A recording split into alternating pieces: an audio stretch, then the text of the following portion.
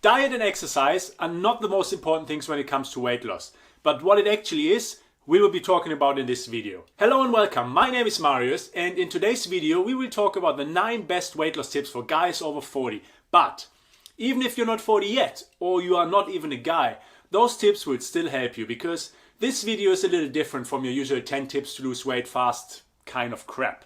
I truly think that some of the stuff we will be talking about is completely new to you. And make sure to stay until the end, because the last tip alone will probably change everything for you. So let's get started.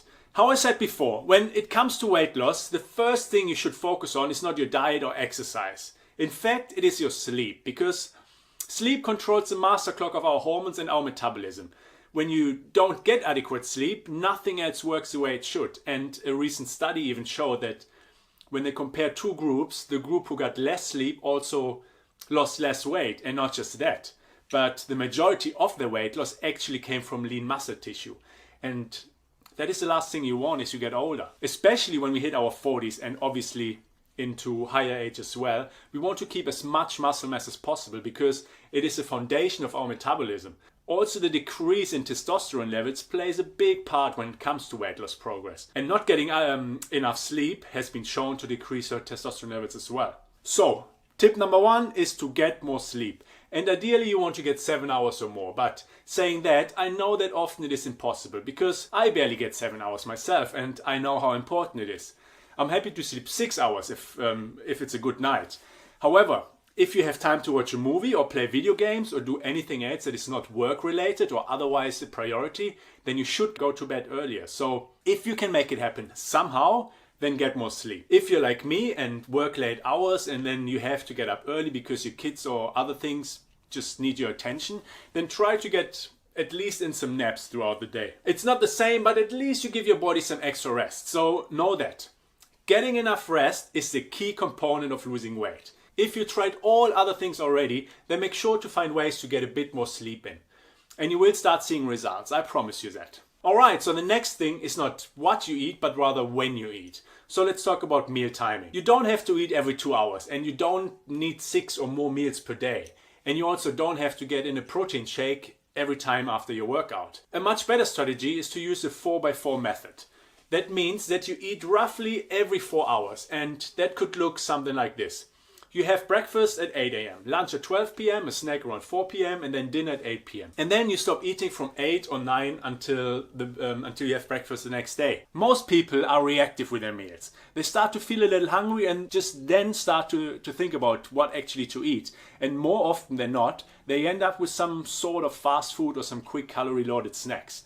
But when you have a strategy and a plan in place, then you actually give yourself the best chances to succeed. And of course, what you eat at these times is pretty important as well, but that is not the point of this video. But if you want to go a bit more into detail about the specific things you should be eating for each meal, then check out the free one-day meal plan in the description below. It is a pretty thorough guide on the things you should be eating, and more importantly, why you should be eating them. So make sure to check it out. The next one goes hand in hand with a meal timing strategy, and that is intermittent fasting. Intermittent fasting basically means that you should not consume any calories for a specific period of time. And the most common and probably easiest one here is a 16-8 fasting window. That basically means that you can eat for 8 hours and then stop eating for the next 16 hours. For example, you have dinner at 8 p.m. and then you don't eat until 12 p.m. the next day. If you love your breakfast, then skip dinner and do your fast between lunch and breakfast. That's why it's so great, because you can make it specifically work for you. Personally, I do a 24-hour fast once per week, and that is a little more advanced, but it is a great option as well. And it's definitely something I highly recommend for someone that tried intermittent fasting before. Basically, you have your dinner and then you don't eat until dinner the next day. But we can go more into detail in another video. I will definitely make some more videos about intermittent fasting, because I'm a massive fan, and it's not just great for fat loss but also for longevity and overall health. It's something worth checking out. The best thing about intermittent fasting is that it's super easy to fit into everyone's schedule, because you don't actually add something, you remove something. You remove food, and you don't have to worry about when or what to eat. You also change your relationship with food. You start seeing it as a fuel rather than something to kill time with. Which brings us to the next tip. Stop dieting. The reason why diets work is that they put you in a caloric deficit, and most diets have you cut out highly refined and processed foods. and that automatically reduces your calories. But the truth is that most diets are temporary, and that means that they will only get you temporary results. What's this stuff that looks like sand? It's quinoa. Nope, I don't eat foods that sound like karate words. But the key is to create a way of eating that is sustainable for you and for your lifestyle. If there's a particular diet that works for you and you can see yourself eating like this for the rest of your life, that's great. Then stick with it. But if not, then I highly recommend you to start tracking your food intake. Now, before you tell me that you could never do that, hear me on. You don't have to do that forever. I just want you to start becoming aware of the things you put in your mouth.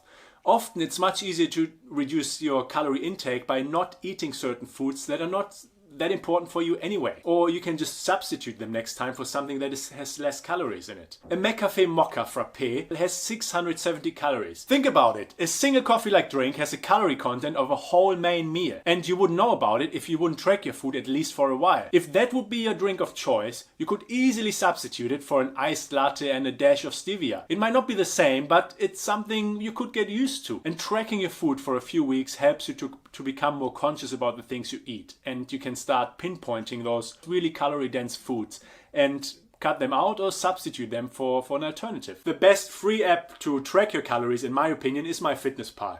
I tried many different apps, but I always come back to that because it's just really easy to use and it's fast. My best tip here is to add the food before you actually eat it, because that gives you a chance to rethink if it's even worth it. The next tip is to increase your water intake.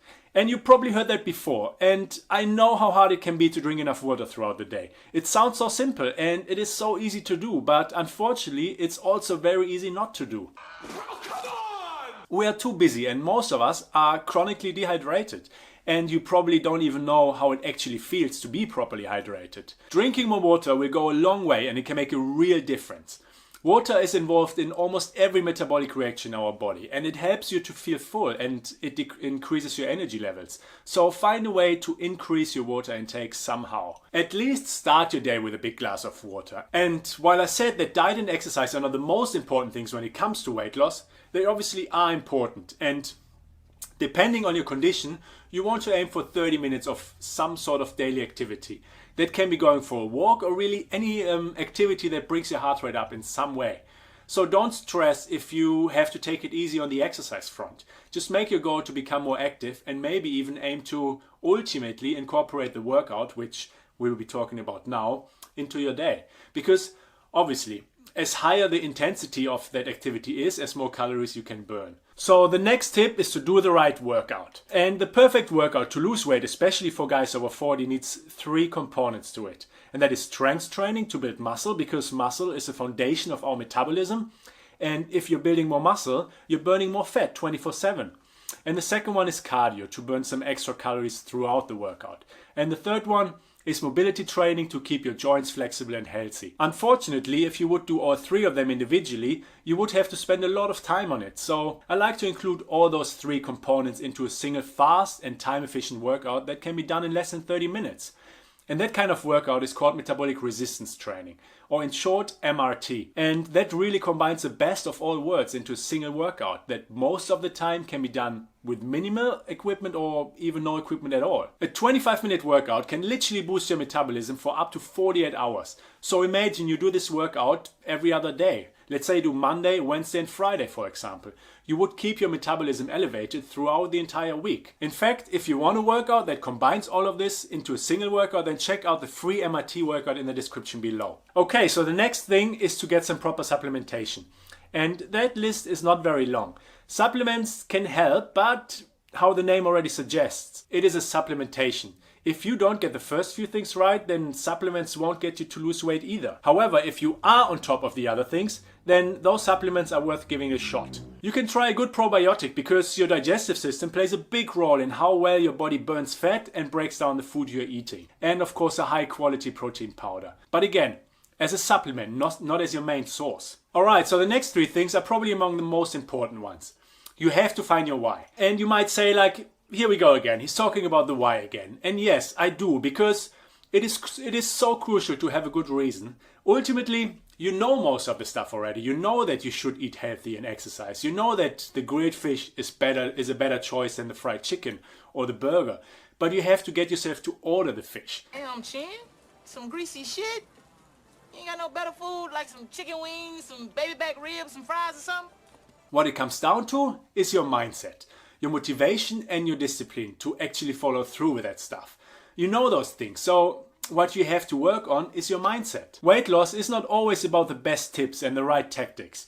If you don't have the discipline and the right environment, then the best tips won't help you either. It's how you behave and what you do, not what you know. It's better to know a little but do a lot than know a lot and do a little, because it's not just about the fish, the water, the sleep or the push-ups. It's about your why, your reason. You have to be willing to do what it takes. So that's why the next point should be probably the top of the list. You have to optimize your environment. Discipline and motivation don't work if you don't have your environment set up for success. I want to give you a personal example. It's not about weight loss per se, but the psychology behind it is pretty similar. For over a decade, from my mid-teens into my late 20s, I smoked an excessive amount of marijuana. Craig, man, stimulate your mind. I basically lived stoned. From the early mornings until I went to bed, I was high. It was pretty extreme and it's hard to imagine. Hold up. I can hear my heartbeat. But the point is that I tried to stop for so long and so often, but I never really got off it. But I stopped smoking entirely when I moved to Australia. Not because I couldn't get it here. I could if I wanted to, but because I changed my environment. What I learned from that is that our environment will either set us up for success or for failure. The sights, the smells, the tastes, and the setup of our surroundings will influence and determine if we make good or bad choices in the end. But the great thing is that you have total control over that. Right now you might feel hopeless and you blame yourself for your poor willpower and lack of discipline, but the truth is that your environment is the primary problem. And by no means I'm suggesting that you move to the other side of the world. That would be a little extreme, although for my health it was probably the best thing I could have done. But there are things that you can do that don't require you to turn your entire life upside down. For example, I cannot resist candy or potato chips. I know that. It's my kryptonite. If I have it at home, I finish the entire bag in one day, easily. And I have many things like that. Willpower does not exist in that case. But if I don't buy them and I don't have them in my home, I don't need willpower. Think about it. What is your kryptonite food? Avoid buying it and you won't need to resist it multiple times at home when your willpower is already weakened. By the way, what is your kryptonite? Let me know in the comments below. There's something else I want to address. This is not a tip, but more a wake-up call. If you're obese or even just overweight, you will drastically reduce your life expectancy. And that is a fact. In an international study where they tested 10.6 million patients, they came to a very simple conclusion. Obesity and being overweight is a big cause of premature death. We only spend an average of 30,000 days on this planet. And that is if you make it all the way till 80. And to be honest, it's unlikely if you're not taking care of yourself. And 30,000 days, that is not a lot. So make it worth it. Spend time with the people you love. Be an inspiration for your kids and for your family. You also have to understand that it will take time, it will take energy and effort. It's not going to happen overnight, but you have to start somewhere. And the best time is to start right now. Time will pass, regardless. It's your choice what you're going to do with that time. Also, allow yourself to mess up. Don't try to be perfect. Just be consistent. And if you do slip up, don't make it 2 in a row. Alright, so I hope you liked the video and that you got some value out of it. If you did, then please press that like button because I appreciate your feedback and it also helps me out, it helps the channel grow and it helps out with the YouTube algorithm. So yeah, please go for it. Click the video on the screen now. It will help you to get you the results you're looking for. Being fit doesn't have to be complicated, so if you want to learn more about how to lose weight, build muscle and get fit permanently in the most sustainable and time efficient way possible, then make sure to subscribe to the channel.